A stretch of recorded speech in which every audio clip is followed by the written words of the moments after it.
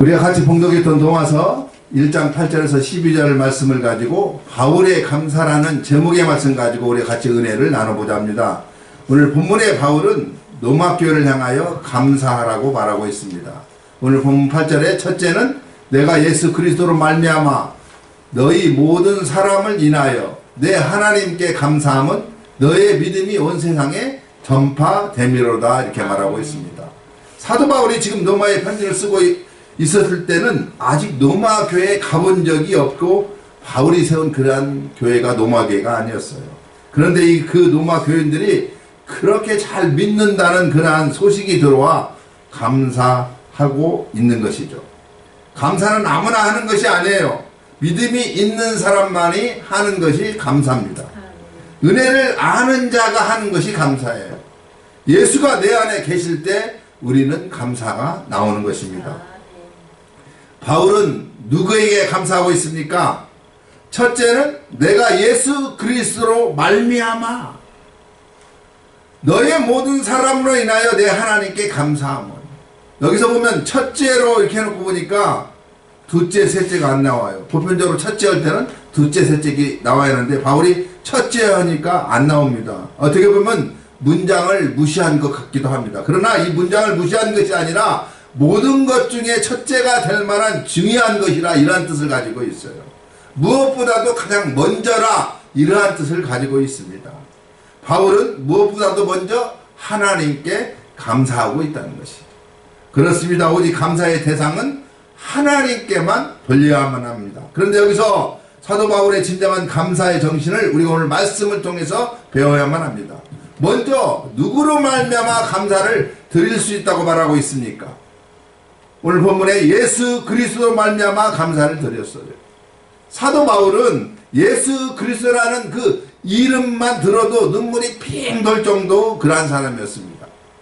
오늘 본문 바로 앞에 있는 5절 말씀에 보면은 그로 말미암아 우리가 은혜와 사도의 직분을 받았다 이렇게 말했습니다. 여기서 그로 말미암아 즉 예수 그리스도로 말미암아 우리가 은혜와 사도의 직분을 받았다는 것이죠. 예수 그리스도로 말미암아 놀라운 하나님의 은혜를 받았다는 거예요.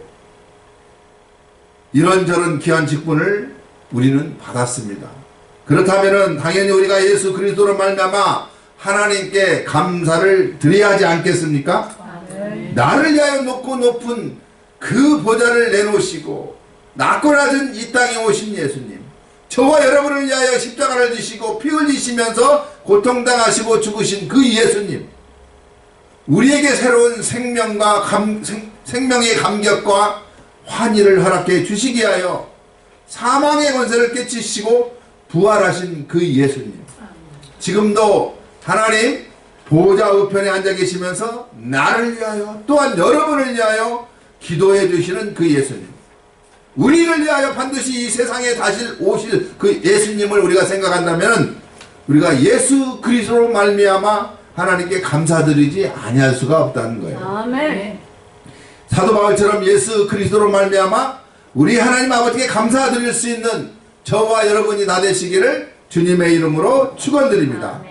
그 다음 누구 때문에 감사를 했습니까? 너희 모든 사람을 인하여. 남이 잘된 일에 대하여 감사했어요. 자신의 덕분 일에 대한 감사가 아니라 자신의 명예가 올라가서 감사하는 것이 아니라 주위에 있는 모든 형제들이, 주위에 있는 이웃들이 잘된 일에 대해서 감사한 것입니다. 남이 잘되는 것 때문에 감사하는 것은 정말 우리가 차원 높은 감사라 이렇게 말할 수가 있어요. 당시 로마는 세계의 중심지였습니다. 정치, 문화, 그 다음 경제와 권력과 향락의 도시로 기독교 핍박의 본거지가 바로 로마였어요. 그곳에 교회가 세워지고 또한 성도가 생겨났다는 것은 하나님의 은혜와 능력이 아니고서는 도저히 있을 수 없는 일이었습니다. 그러므로 바울이 그 은혜를 생각하면서 더욱더 큰 감사를 하고 있는 거예요. 어디서나 택한 백성들이 예수를 믿어 구원을 얻게 된 것은 하나님의 은혜요. 또한 제일 먼저 하나님께 감사할 일이라는 것이죠. 오늘 우리가 세상 속에 빠지지 않고 이 나눔과 성김의 교회에 와서 이 예배를 드리고 있는 것도 가장 하나님께 감사드려야 할 일인 것입니다. 아멘. 바울은 마귀의 종로를 하다가 영원히 멸망받아야 할 그들이 예수를 믿어 구원받고 하나님의 자녀가 되었다는 이 소식을 듣고 감사를 할 수밖에 없었어요. 감사도 덕을 세워야 감사할 줄가 압니다. 고린도서 14장 17절에 너는 감사를 잘하였으나 그러나 다른 사람은 덕세움을 받지 못하리라 말합니다. 내 감사가 다른 사람에게 충격을 줘서는 안 돼요. 내 사업이 잘 되었고 성공을 감사하는 것은 좋으나 실패하는 사람 앞에서 의시되고 그래서는 안 된다는 것이죠. 감사를 하되 남이 잘된 일에는 큰 소리로 감사하고 자신에 대해서는 은밀히 겸손히 감사할 줄 알아야만 합니다. 누굴 통하여 감사했습니까? 예수 그리스도로 말미암아 그랬어요. 하나님께 감사했어요. 하나님의 모든 은혜는 예수 그리스도를 통해서 내려오기 때문에 감사도 예수 그리스도를 통해서 하나님께 드릴 줄 알아야만 합니다. 여러분, 축복의 통로는 오직 예수 그리스도입니다. 예수님의 축복은 예수님을 통해서 내려오고 감사 또한 중보자 예수님을 통해서 올라갈 수가 있어요. 그러므로 예수님이 없이는 감사도 예배도 헛것인 것입니다. 골레서서 3장 17절에 또 무엇을 하든지 말에나 일에나 다 주 예수의 이름으로 하고 그를 힘입어 하나님 아버지께 감사하라 말하고 있습니다. 무엇 때문에 감사했습니까? 너희의 믿음이 온 세상에 전파됨으로 감사한 거예요. 감사의 원인이 뭡니까? 주의 복음이 전파된 거예요. 여러분, 주의 종의 기쁨은 뭐니 해도 여기 계신 성도들의 믿음이 살아나서 오직 믿음으로 살면서 또 그 믿음 가운데 믿지 않는 성도들을 우리 교회에 데리고 왔을 때 가장 큰 그 감사의 기쁨이고 보람이에요. 바울은 로마교회의 성도들이 믿음으로 산다는 소식을 듣고 하나님께 감사할 수밖에 없었습니다. 요한 3서 4절에 내가 내 자녀들이 진리 안에서 행한다함을 듣는 것보다 더 즐거움이 없도다 이렇게 말합니다. 바울은 오직 믿음에만 관심이 있었어요. 그렇습니다. 믿음만 있으면 최고인 거예요. 여러분, 믿음을 꼭 붙잡는 저와 여러분이 되시길 바랍니다. 믿음은 능치 못함이 없어요. 그런데 참된 믿음이란 단순한 거예요. 하나님의 말씀을 믿고 그 말씀에 따라 사는 것 어렵지 않잖아요. 오늘 이 시간부터 하나님의 말씀을 꼭 붙잡는 저와 여러분이 되시기를 소망합니다. 저는 오늘 8절의 마지막 부분을 이렇게 바꿔서 여러분에게 전해주고 싶습니다. 우리의 믿음이 온 세상에 전파됨이로다. 이 믿음의 역사가 우리 모든 성도들에게 반드시 임하기를 주님의 이름으로 축원드립니다. 오늘 본문 9절입니다. 내가 그의 아들의 복음 안에서 내 심령으로 섬기는 하나님이 나의 증인이 되시거니와 항상 내 기도에 쉬지 않고 너희를 말하며. 본문에서 우리는 바울의 생애를 배울 수가 있어요. 그 바울은 복음의 예수 안에서 살았습니다. 또한 심령으로 하나님을 섬기는 삶을 살았어요. 또한 증인된 삶을 살았어요. 또한 항상 기도하며 살았던 그러한 사람입니다. 예, 우리가 복음 안에서 살아야 할 것인가? 내가 그의 아들의 복음 안에서. 오늘 본문은 그렇게 설명합니다. 사도행전 4장 12절에 보면 다른 이로서는 구원을 얻을 수 없나니 천하 인간에게 구원을 얻을 만한 다른 이름을 우리에게 주신 일이 없음이라 하였더라. 아멘. 오직 우리의 구원자가 누굽니까? 예수 그리스도밖에 없어요. 아멘. 복음의 반대는 율법이에요. 바울은 다메섹에서 주님을 만나기 전까지는 율법에 매여서 살았던 그러한 사람이었어요. 율법은 고소와 정죄와 심판을 의미하고 있습니다. 그러나 복음은 사랑과 용서와 생명을 말하고 있어요. 바울이 복음 안에서 산다는 것은 사랑과 용서와 또한 생명 속에 산다는 것을 의미하고 있습니다. 그 복음을 전하며 산다는 거예요. 그러므로 바울의 삶의 자랑은 오직 예수 그리스도 한 분, 그분이 지신 십자가 그 하나밖에 없다는 것이죠. 우리는 예수의 복음 안에서 사랑과 용서와 영생의 기쁨을 누리며 살아가는 자가 저와 여러분이에요. 아멘. 이 기쁨을 우리는 우리만 간직하지 않고 이웃에게 전하는 그러한 사람들이 되어야만 합니다. 로마서 10장 14절에 그런즉 저희가 믿지 아니하는 일을 어찌 부르리요 듣지도 못한 일을 어찌 믿으리요 전파하는 자가 없이 어찌 들으리요 이렇게 말하고 있어요. 주님은 십자가에서 피 흘린 복된 복음을 전도자의 발과 또한 입을 통하여 전달하셨어요. 저와 여러분 우리 모두는 이 사명을 위탁받은 그러한 사람들입니다. 아멘. 전도하는 신앙은 성숙한 신앙이요 어떠한 역경이 와도 흔들리지 않는 신앙이 전도하는 신앙이에요. 바울은 심령으로 하나님을 섬긴다고 말하고 있습니다. 내 심령으로 섬기는 하나님, 하나님을 바로 이해할 때 사람을 우리가 바로 이해할 수가 있어요. 우리 장로교회는 영육으로 이분설을 믿습니다. 그런데 창세기 2장 7절에 보면은 히브리서도 7장 12절에 보면은 인간을 육과 혼과 영으로 이렇게 구분된다고 말하고 있어요. 아멘. 육은 살로크 즉 바디로 세계 의식을 말하고 있습니다. 즉 오간을 통해 주의 모든 것을 깨닫는 것을 육이에요. 혼은 후식의 자아의식을 말하고 있습니다. 즉 자기의 개성을 통해 깨닫는 것을 말하고 있죠. 영은 퓨니마로서 신의식을 말합니다. 즉 하나님을 섬기고 교제하는 거예요. 그런데 아담의 범죄로 이 영이 우리는 파괴되고 말았습니다. 이 영은 예수 그리스도를 통해서만 회복될 수가 있었어요. 바울은 심령으로 예수님을 섬기라고 말하고 있습니다. 우리의 신앙생활의 가장 기본은 바로 섬기는 생활이라는 것을 우리는 알아야만 합니다. 아멘. 섬긴다는 말은 헬라어로 말하면은 라트레리아 이렇게로 발음하고 있는데 섬긴다는 말도 되고 예배한다는 말도 됩니다.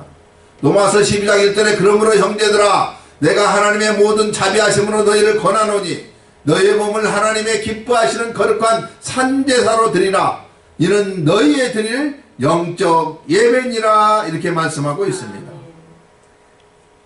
예배가 즉 바로 섬기는 거예요.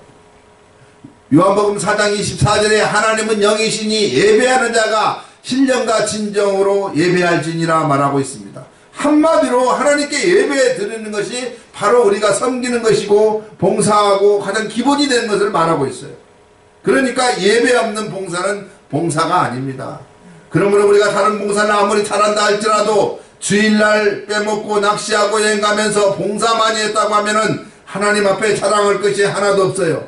하나님이 제일 기뻐하신 봉사는 하나님 앞에 나와서 예배 드리는 거예요. 아멘. 여기서 우리 봉사, 성리 예배 가운데 시작될 수가 있고 여기서부터 봉사의 열매를 예배를 통해서 맺게 되는 것입니다. 그러므로 봉사 중에 가장 큰 봉사는 하나님께 나와서 예배 드리는 거예요. 아멘. 이 예배가 가장 하나님을 섬기는 일이라 이렇게 여러분 분명히 하시기 바랍니다. 바울은 지금 우리에게 예배의 중심의 삶을 강조하고 있습니다. 하나님은 나의 증인이 되것이니라. 바울은 세상에서 하나님보다 나은 증인이 없다고 말하고 있습니다. 오직 내 증인은 하나님 한 분으로 족한다는 거예요. 하나님이 인정하는 생활, 하나님이 인정하는 봉사, 이것이 바로 축복인 줄 여러분 믿으시기 바랍니다. 이 증인된 삶을 누가 살았어요? 요셉이 살았습니다. 보디발 부인의 유혹에도 신전의식으로 여겼어요. 여러분 누가 인정해 준다고 시험에 들지 않기를 바랍니다. 하나님이 인정해 주시면 그만이에요. 네, 아멘. 주님이 보시고 기뻐하는 것이 최고인 것입니다. 네. 사람 비유 맞추려고 하지 마세요. 네 번째는 항상 기도하는 삶을 살았어요. 아멘. 항상 내 기도에 쉬지 않고 너희를 말하며. 여러분 이 세상에서 사도 바울만큼 바쁜 사람이 또 어디에 있겠습니까? 힘들고 고달픈 삶으로 받았다면 이 사도 바울만큼 그러한 사람이 세상에 어디가 있었어요. 그러나 사도 바울은 바쁘고 힘든 그러한 삶 속에서도 날마다 로마에 있는 성도들을 그리하면서 계속해서 기도했다. 성경은 그렇게 증거하고 있습니다. 누가 바울의 그 심정과 그 눈물과 그 기도를 알아줄 수가 있겠어요? 비록 이 세상 사람들이 다 몰라준다 해도 단 한 분 하나님이 알아주십니다. 내 심령으로 섬기는 하나님이 내 증인이 되신다는 거예요. 하나님이 알아주시는 거예요. 우리 매일 새벽에 나와서 기도하더라도 하나님 보고 기도하시기 바랍니다. 하나님이 알아주시면 돼요. 그 다음 바울은 어떤 논리로 기도했습니까? 사도행전 20장 35절에 주는 것이 받는 것보다 복이 있다. 이 원리를 비춰 남을 위해서 기도하는 자신에게 큰 은혜가 있다는 것을 여러분 아시기 바랍니다. 자신을 위해 기도하는 것도 귀하여요. 그러나 남을 위해서 기도하는 중보기도가 더 높은 차원의 신앙인 거예요.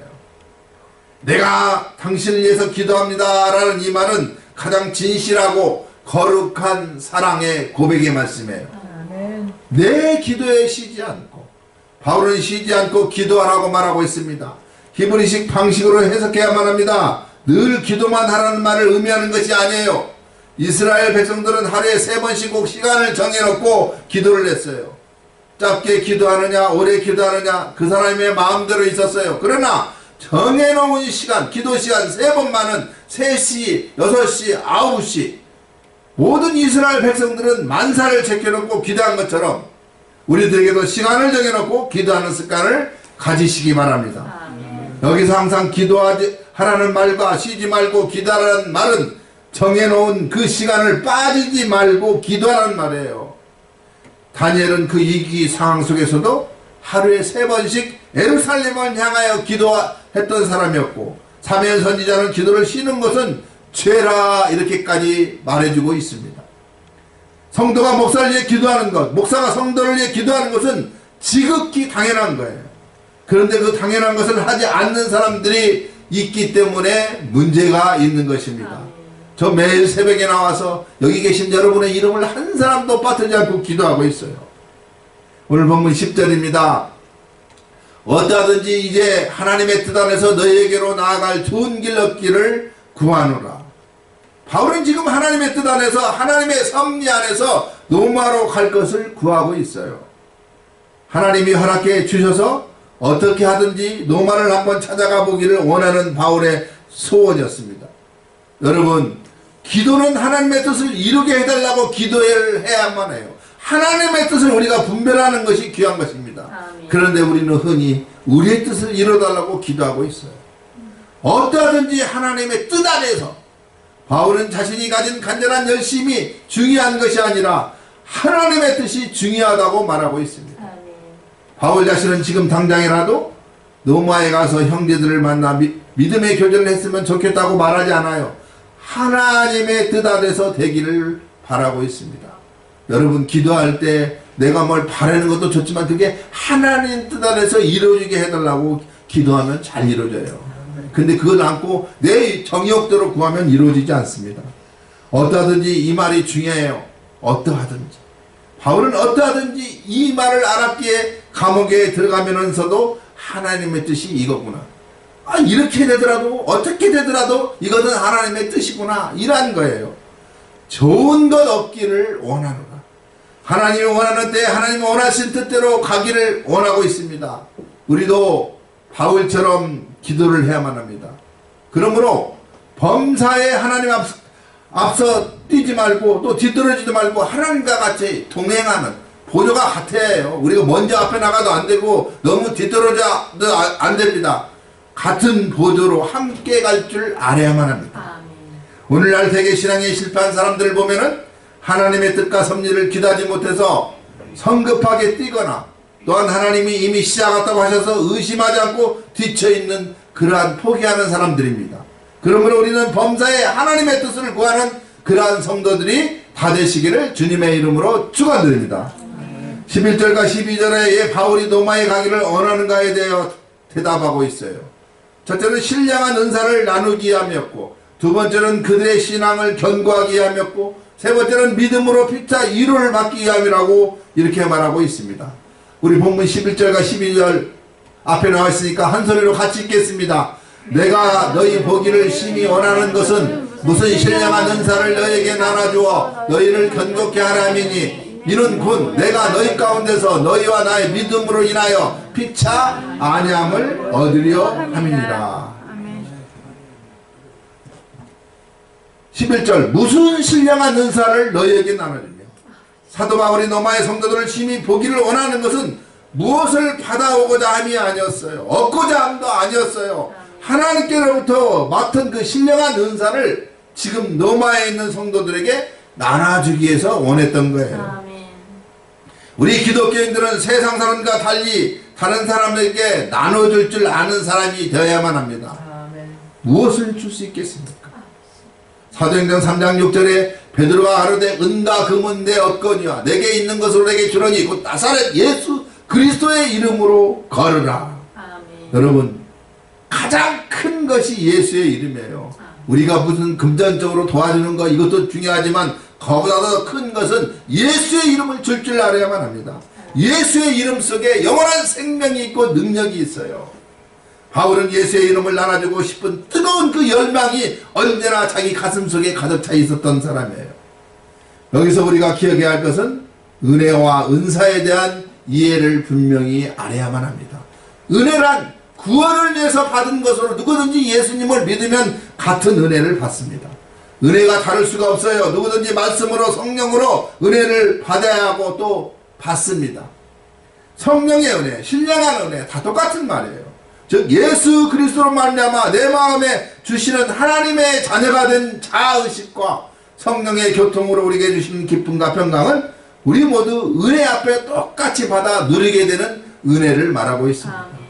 그러나 여러분, 은사는 달라요. 은사는 기능적이며 다원적입니다. 사람에 따라서 다양해요. 어떤 사람은 부지런한 은사, 섬기는 은사, 전도의 은사, 병 고치는 은사, 위로하는 은사, 건면하는 은사, 가르치는 은사 등등 다양합니다. 한 사람에게 많은 은사를 받을 수도 있어요. 또 한 가지 은사만 있을 수도 있어요. 중요한 것은 우리에게 주신 은사를 더 소중히 여기며 그 은사를 사용할 줄 알아야만 합니다. 은사는 오직 교회에 덕을 세우기 위해서 우리 하나님이 주신 거예요. 또 은사는 사용하지 않으면 소멸될 수밖에 없어요. 돈 버는 은사를 받았으면 열심히 벌어서 그것을 통해서 하나님의 일을 하면 됩니다. 그런데 돈 버는 재주를 가진 사람이 목사직을 맡겠다고 나선다면 목사도 못하고 결국은 돈도 못해요. 근데 주위에서 많이 봤어요.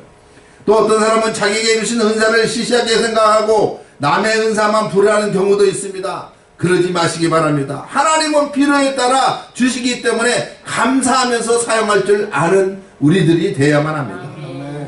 인간의 지식이 환난과 시련을 이길 수 있는 힘은 없어요. 그러나 우리가 신령한 은사를 체험하여 영원하신 하나님의 능력에 뿌리를 내린 사람은 한경이 칠까지 어둡고 캄캄하다 하더라도 흑암 중에서 빛을 바라보는 영안의 눈을 갖게 되는 것입니다. 믿으시면 아멘 하시기 바랍니다.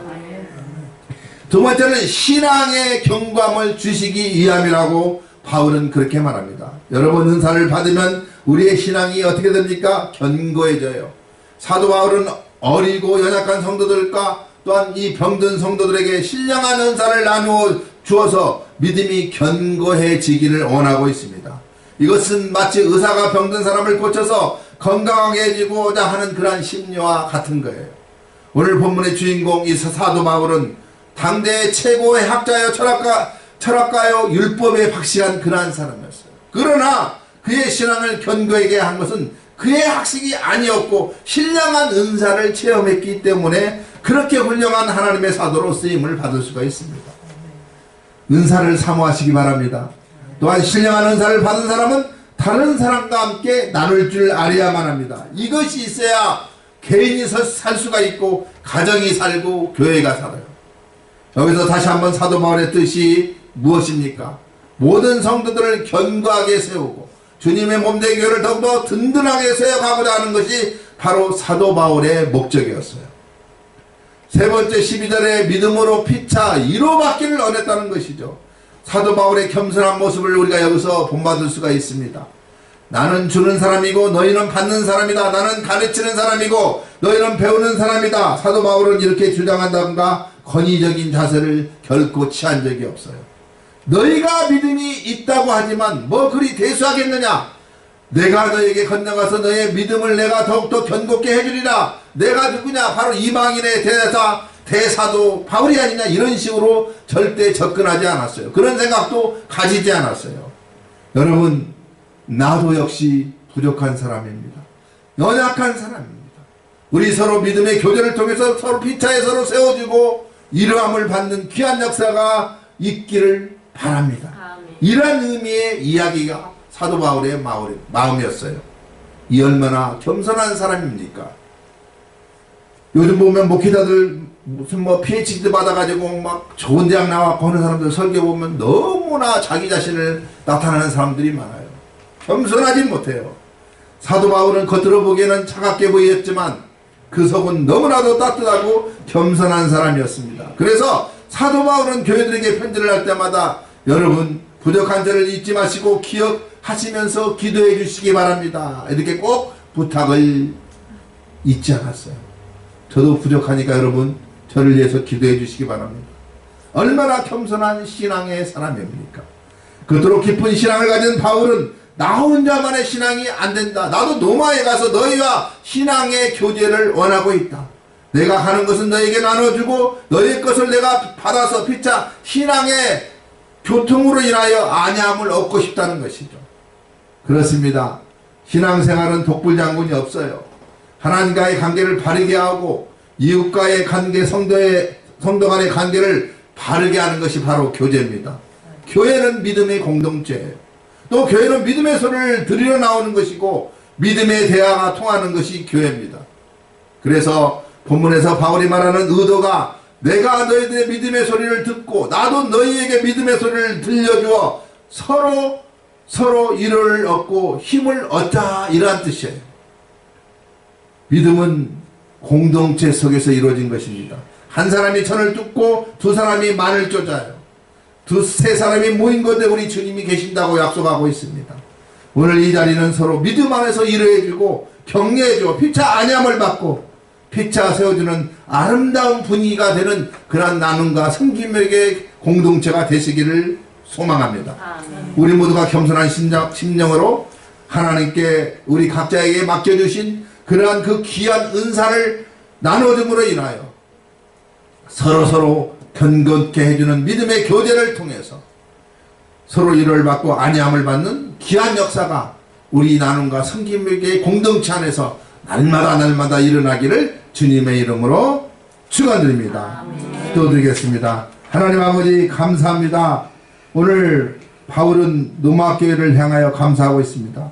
바울은 누구에게 감사하고 있습니까? 예수 그리스도로 말미암아 감사드리고 있습니다. 하나님, 우리가 이 세상을 살아가면서 예수 그리스도로 말미암아 우리의 삶을 감사드리는 저희들이 되기를 원합니다. 언제나 우리가 예수 안에서 하나님을 섬기는 10년 가운데 그러한 삶을 살고 증인되는 삶을 살아가고 쉬지 않고 기도하며 살아가는 우리 나눔과 섬김의 공동체가 되게 하여 주시옵소서. 이 모든 거 우리 주 예수님의 이름으로 기도합니다. 아멘.